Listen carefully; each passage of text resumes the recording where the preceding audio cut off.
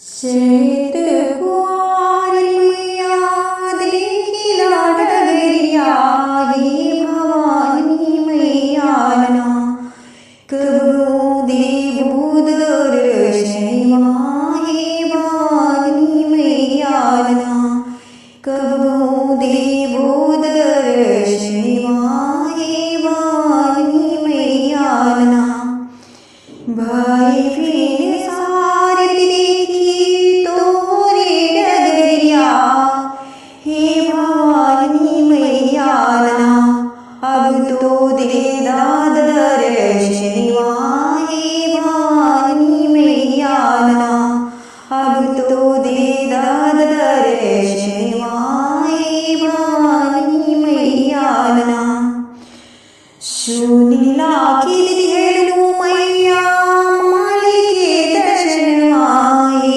भवानी मैया ना हे भवानी मैया ना अब तो फेरी नजरिया, हे भवानी मैया ना अब तो फेरी नजरिया, हे भवानी मैया ना लाल रंग अड़हुल फूलवालाए हम हरवा, हे भवानी मैया ना भोगवा लेवा सोहारी, हे भवानी मैया ना भोगवा लेवा सोहारी, हे भवानी मैया ना घियना किरण जले नारियल चुनरिया, हे भवानी मैया ना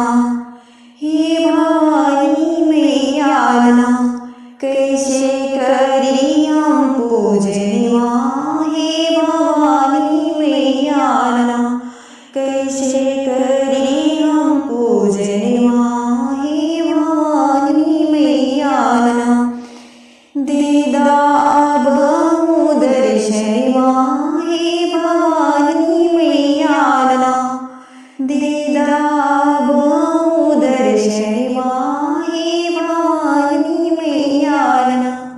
हेलो तो राम राम एंड जय माता दी। कैसे हैं आप सब? आई होप कि आप सब बहुत अच्छे होंगे। एंड आज का ये प्यारा सा सॉन्ग कैसा लगा प्लीज कमेंट बॉक्स में कमेंट करके जरूर बताइएगा। अगर आप मेरे चैनल पे नए हैं तो प्लीज आपको रिक्वेस्ट है मेरे चैनल को सब्सक्राइब कर लीजिएगा एंड बेल आइकन जरूर ऑन कर लीजिएगा ऐसे ही लेटेस्ट वीडियो देखने के लिए। प्लीज फ्रेंड वीडियो पसंद आया तो मेक श्योर एक लाइक एंड शेयर जरूर करिएगा। मिलते हैं नेक्स्ट वीडियो में, तब तक के लिए राम राम एंड जय माता दी।